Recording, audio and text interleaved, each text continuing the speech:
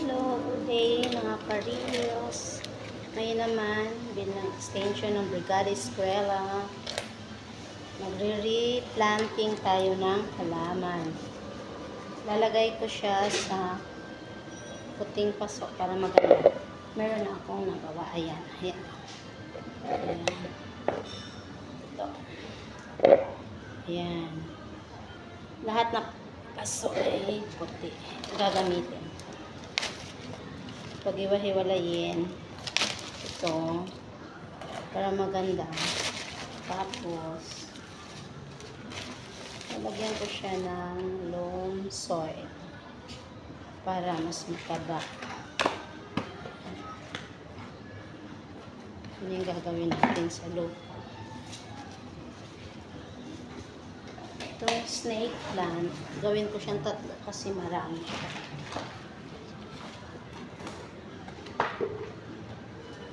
Tatanim din ako nito, ilalagay ko sa white na kasi. Ito rin, ilalagay ko to dito sa labas ng aking classroom.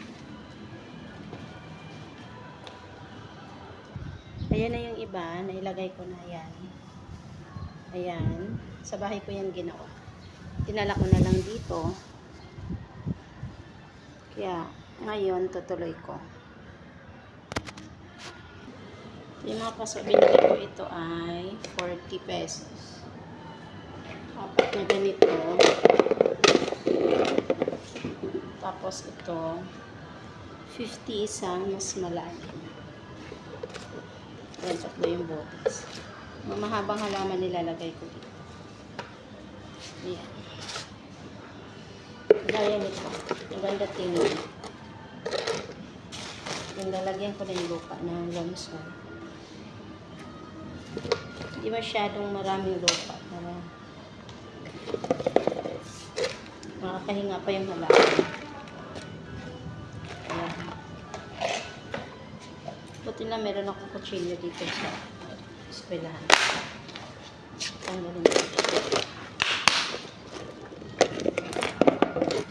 Dami-dami ng bugat. Ayan. Ayan. Kailangan na talaga siya i-plant. Lipat sa ibang paso sa dami. Ayan.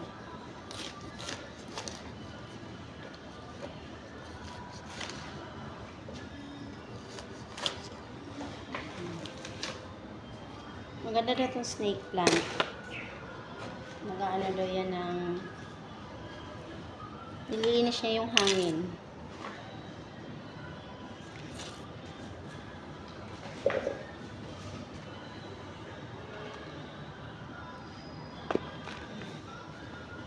Ganda. Ang ganda guys.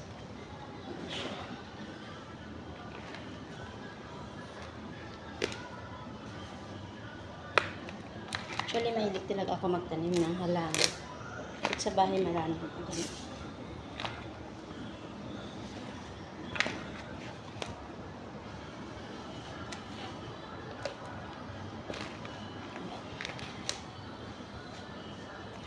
Matibay ito. Kahit hindi mo didiligan agad.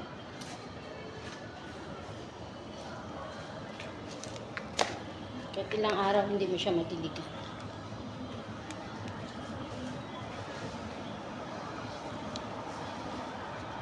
Ayan na siya. Ay, ang ganda. Ang ganda.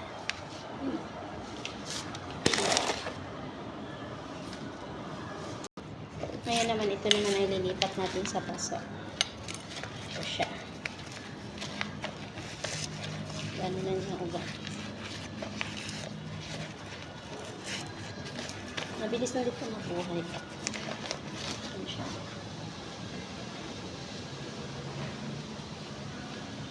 Ilipat ko siya dito. Mas maganda.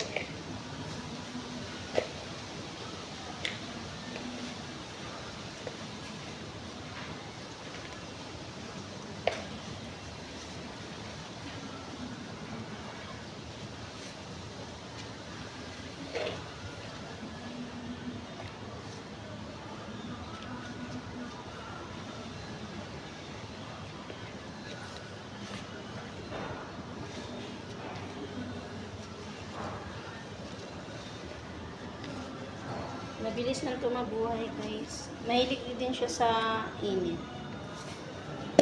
Pag mga ganitong klaseng halaman, mahilig siya sa... Ayan na siya. May pakita ko sa inyo. Kinuha ko yung mga wala ng laman na pasok. Wala ng halaman. Dun sa baba.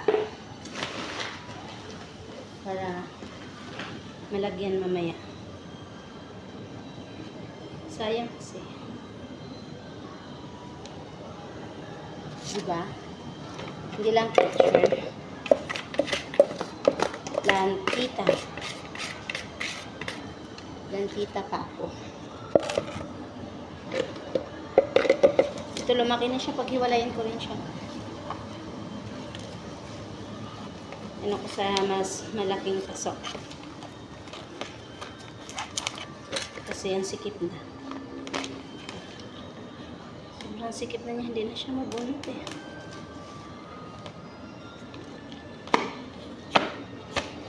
Yun. Yun o. Grabe.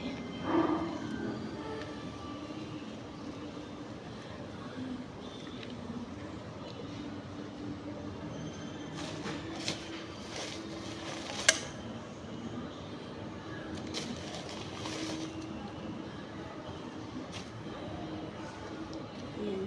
Yung ating lupa. Ito variety ng snake plant. Parang dwarf siya ng snake plant. Pag may mga ganitong white, may ano na yan. May sakit yung halaman. Kailangan tanggalin mo.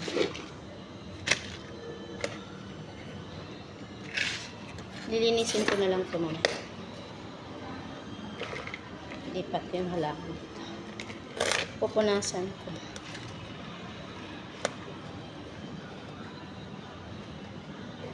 Para mas maganda.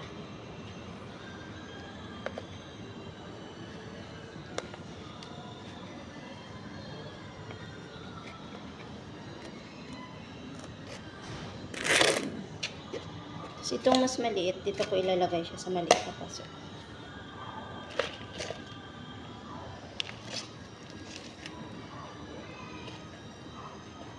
Medyo kunting ano na lang lupa. Yan. Ganda. Hindi ko na siya isali kasi parang masisira na siya eh.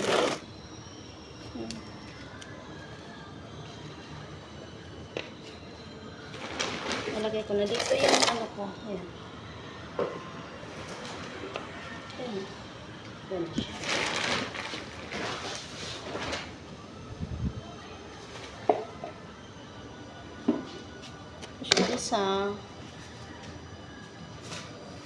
Isang snake plant. Ito na lang. Ito, mas maganda. Samahin ko dito. Mas maliit.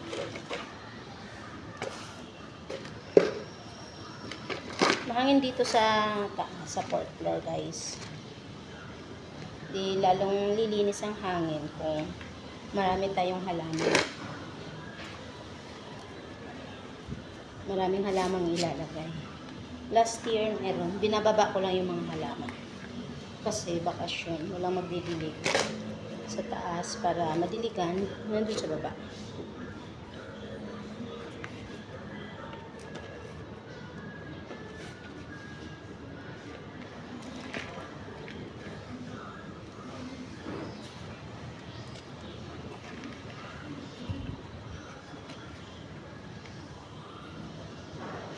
Yan na, dalawa na yung snake.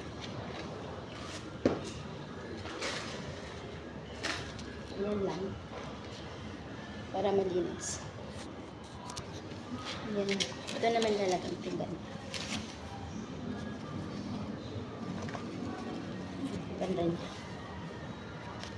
Ganda, guys.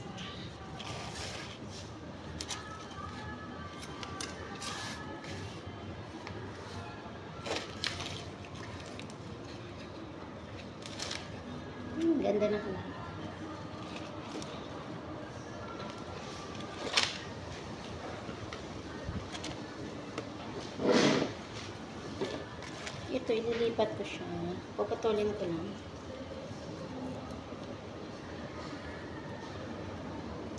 Yan. Ugat na yan. Dito naman yung pinakapuno. Tatanggalin ko lang siya dito. Yung bunutin. Puputol yung ugat. Sisir.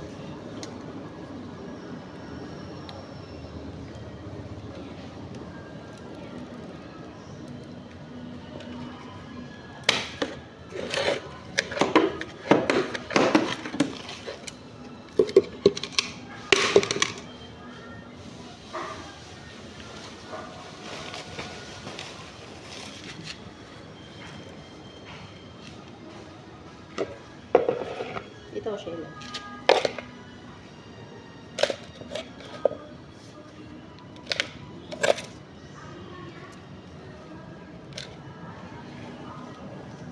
Tutusok ko lang siya ng ganyan. Nakakaugat na yan siya. Sama yung pinakapuno niya.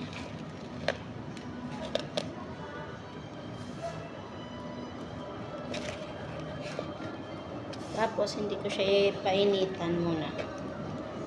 Sa gilid ko lang muna siya ilalagay. Moist naman yun.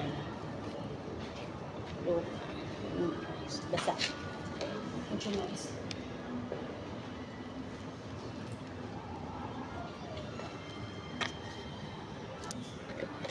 Pilipat ko siya sa mga puting pasok. Late kasi nagagay.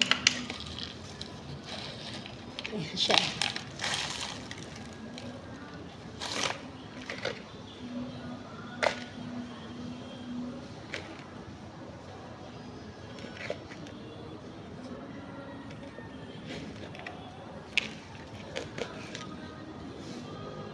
Hindi siya ganong mahilig sa araw ito. Kaya dito ko na ilalagay sa may gilid.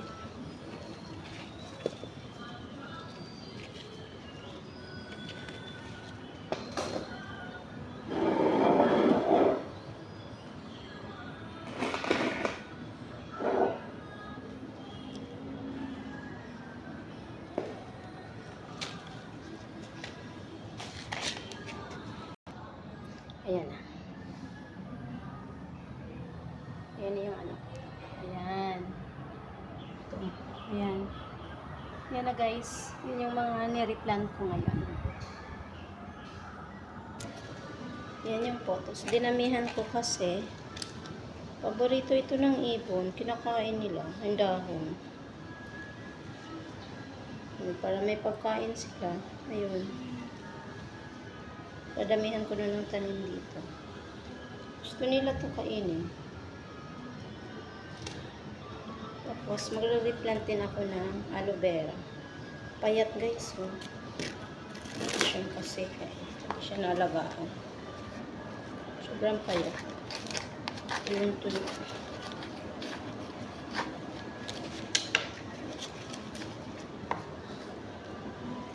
Nung pasukan, mataba yan.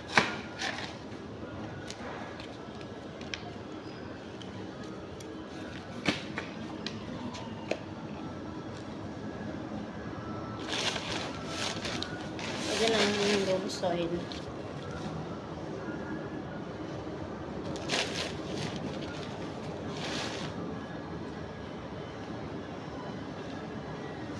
Ayan.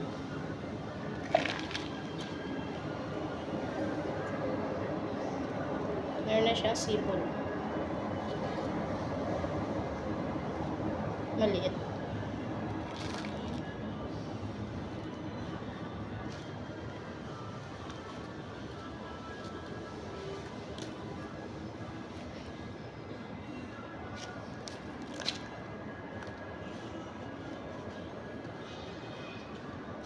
And guys, thank you for watching.